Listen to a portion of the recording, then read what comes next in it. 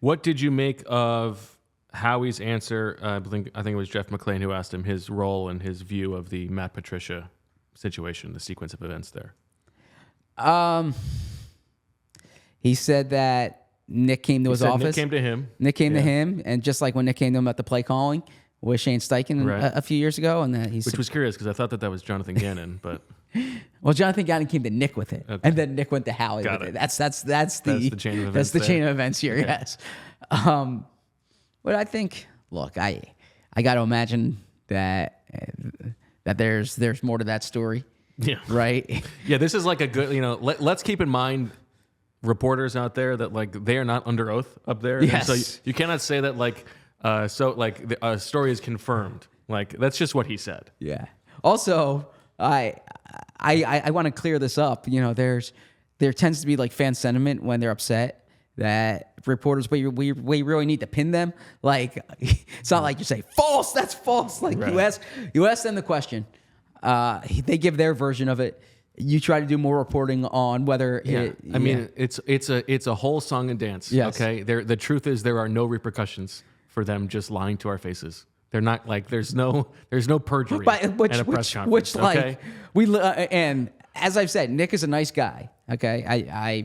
I will say that Nick is a nice guy. If you think I'm being a Nick sympathist here or whatever, then I will wear that. But Nick blatantly lied to all of our faces and your faces, the fans, when he said this year that he said week 13 they're not making any changes, right? And then all along they were making this change, right? And then he said after the game the reason I didn't say anything was for competitive advantage, as if like that throwing Sean Desai up there to do a press conference mattered more than the dignity of like the lack of dignity in that competitive advantage trumped lack of connection. So Howie said, quote, "I trust him with the coaching staff, and he had made up his mind."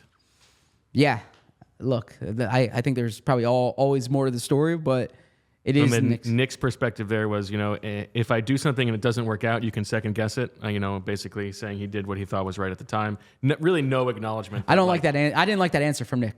I didn't like that answer at all, frankly. I think what you don't, clearly. I think you can say like I did what I thought was best at the time, and it didn't work.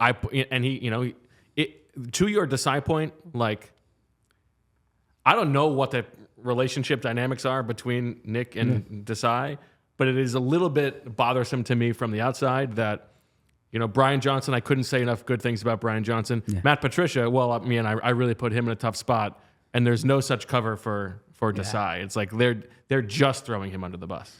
Yeah, it was a good question from Jimmy Kempski. Like, would you have done that again, or do you, I guess, regret that decision? And he was asked that a few times, and his point about you can always second guess it. Well, no, that's literally what we're doing here. Is you have the benefit of hindsight now. Do you regret it?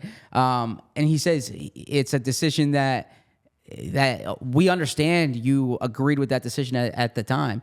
What I wanted to see there was a little bit of acknowledgement that this did not work. That it was a mistake. It was an error in judgment. It was an error in execution, and that this is something that needs to be reevaluated with everything else. You can't just if I make a bad decision, I can't just say, well, I thought it was the right decision in the time. No, how are you learning from that decision? Like I will be quick to admit if I make a decision, I will say, you know what, this is why I made it, but I was wrong.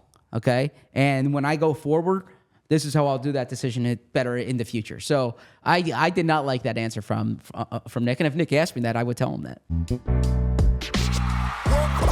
We all silly like the mayor.